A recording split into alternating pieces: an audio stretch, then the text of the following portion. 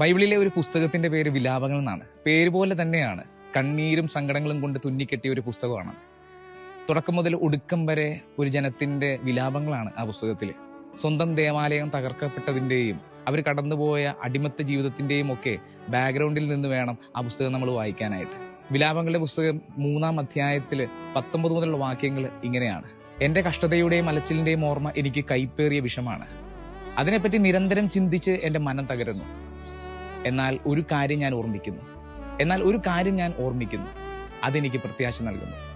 കർത്താവിന്റെ സ്നേഹം ഒരിക്കലും അസ്തമിക്കുന്നില്ല, അവിടുത്തെ കാരുണ്യം ഒരിക്കലും അവസാനിക്കുന്നുമില്ല. ഓരോ പ്രഭാതത്തിലും അത് പുതിയതാണ്.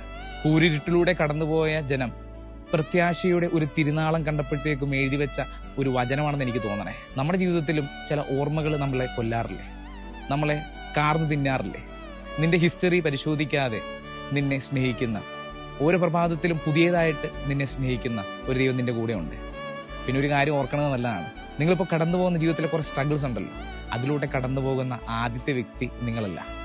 ഇതിനു മുമ്പ് പലരും ഇതേ സ്ട്രഗിൾസിലൂടെ കടന്നു പോയിട്ടുണ്ട്, അതിനൊക്കെ അവർ തരണം ചെയ്തിട്ടുമുണ്ട്. അതിനാൽ പ്രത്യാശ എന്ന വാക്ക് നെഞ്ചോട് ചേർത്ത് പിടിക്കണം കേട്ടോ.